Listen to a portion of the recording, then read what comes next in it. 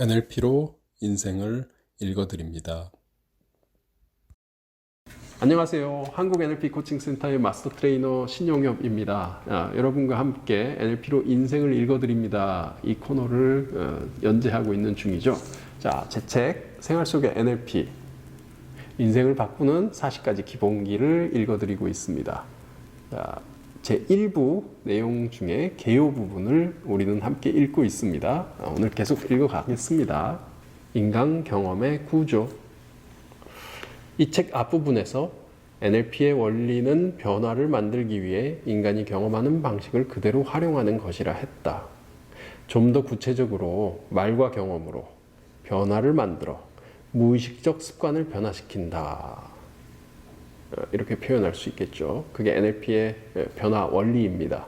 다시요. 말과 경험으로 변화를 만들어 무의식적 습관을 바꾼다. 여기서 변화란 현재 상태에서 다른 상태로 옮겨가도록 만드는 것이다. 이렇게 변화를 경험할 때 우리 내면에서는 무의식적인 습관도 변화된다. 여기서 말과 경험은 변화 전후 각각의 상태를 의미한다. 지금 상태가 어떤 것인지 이해하는 것과 변화된 상태가 어떤 것인지를 아는 것이다. 그것이 변화의 시작 지점이다. 습관을 변화시키는 것도 마찬가지다. 지금 어떤 습관이 있는지를 알아야 한다. 그리고 그 습관을 어떤 상태로 만들지 알아야 한다. 어디에서 출발해서 어디로 도착하게 될지 알아야 이동 방법을 찾을 수 있을 것 아닌가. 말은 정신으로 아는 것이고 경험은 몸으로 아는 것이다. 말은 경험을, 경험은 실제를 각각 알매 대상으로 삼는다. 이렇게 알기 위해 필요한 것은 다름 아닌 관찰이다. 관찰한다는 것은 보고, 듣고, 느끼는 것이다. 사람을 관찰하는 것은 일상에 늘 일어나는 일이다. 우선 자세, 동작, 표정을 보고 살핀다. 목소리를 잘 듣는다. 물론 만져보고, 맛보고, 냄새를 맡는 것도 관찰이다. 하지만 맛보고, 냄새 맡고, 만져보는 식으로 다른 사람을 느끼는 것은 현실에서 극히 제한된다. 차라리 보고 들은 것을 통해 간접적으로 느끼는 것만이 일반적이고 자연스럽다. 제한된 면이 있긴 해도 보고 들으면서 잘 관찰하면 의외로 전에 모르던 것들을 많이 알게 된다. 이렇게 관찰을 통해 알게 되는 것은 감각과 정서라는 경험이다. 이 두 가지 경험이 변화의 기본 재료다. 그 재료를 활용하기 위해 변화 과정에서 말을 활용한다. 말은 경험이라는 재료를 캐내는 연장과 같은 수단이다. 연탄을 나르는 연탄 집게처럼 재료를 나르기 위해 움켜잡는 손잡이 같은 것이다. 손잡이를 붙잡고 변화를 만드는 주인공은 다름 아닌 의식이다. 의식에 대한 설명은 좀 뒤에 두도록 하겠다. 제1부는 관찰에 바탕을 둔 바로 이 두 가지 감각과 정서라는 경험에 초점을 둔다. 본격적인 변화 작업은 제2부에서 만나게 된다. 감각과 정서를 활용한 NLP의 변화 방법을 보다 잘 이해하기 위해 습관을 변화시키는 방법에 대해 살펴보자. 습관의 변화는 현재 삶에서 불편을 느낄 때 그 필요가 나타난다. 변화는 현재가 어떤지 알 때 시작된다. 습관을 변화시키려면 현재 무슨 습관이 있는지 알아야 한다. 현재 가진 습관을 알아내려면 안팎으로 드러나는 실제 모습을 관찰하는 수밖에 없다. 앞서 표현된 손잡이를 찾아내는 것이다. 이렇게 찾아낸 손잡이는 뒤에서 변화를 실행하는 단계에서 유용하게 활용된다. 그러면 무엇을 관찰해야 할까? 그 답을 찾기 위해 인간 경험의 구조를 살펴보자. 습관이란 외부 자극에 대해 반응하는 방식이 고정된 것이다. 외부 자극을 받아들이고 그에 따라 정서를 느끼며 반응을 나타내는 일관된 방식이다. 외부 자극을 받아들이는 방식에 따라 이후의 경험이 결정된다. 반응은 생각과 말, 행동으로 표현된다. 말과 행동에 따라 외부 세계가 변화된다.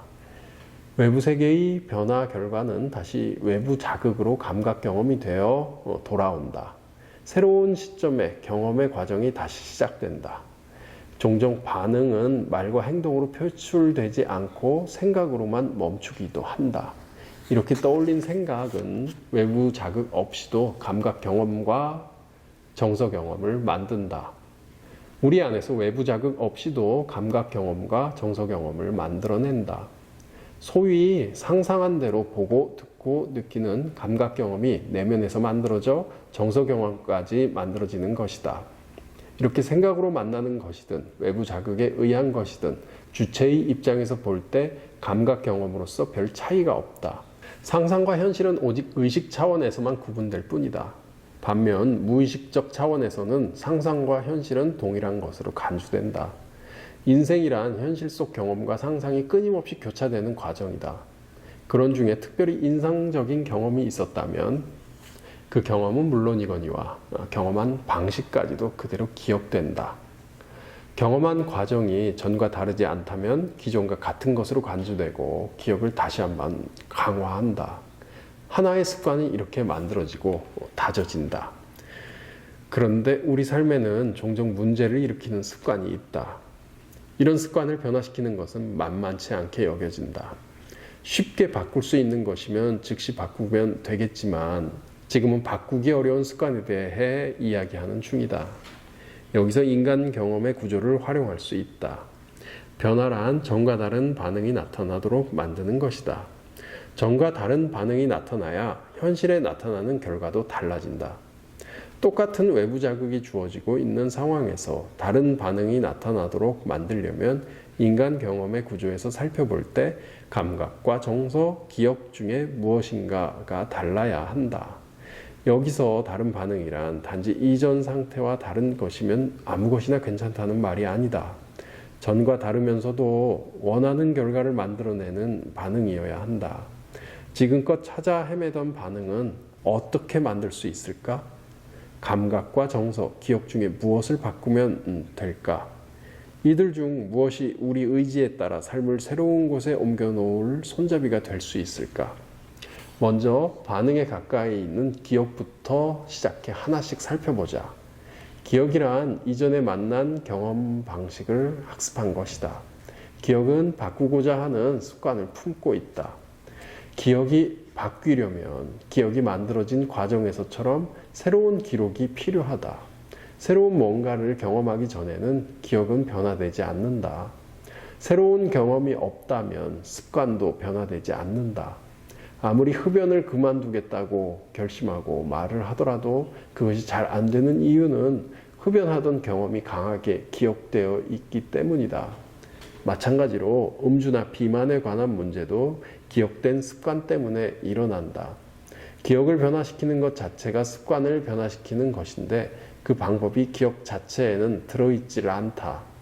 다음으로 정서를 살펴보자. 인간 경험의 구조에서 살펴보는 것처럼 정서는 기억을 일깨워 반응을 일으킨다.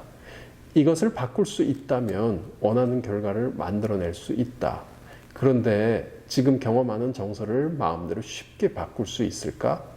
예를 들어 무료한 상태일 때 즐거움을 느끼도록 바꾸거나 기쁨을 느끼고 있을 때 갑자기 슬픈 감정을 느끼도록 하는 것이 가능하긴 한 일일까? 감정을 바꾸는 것은 무언가 특별한 방법을 활용하지 않는다면 잘 안 된다. 일상에서 슬픔을 느낄 때 위로의 말을 듣는다고 해서 그 즉시 슬픈 감정이 누그러지는 것은 아니지 않은가. 스위치를 껐다 켜듯이 정서는 그렇게 자유자재로 바뀌지를 않는다.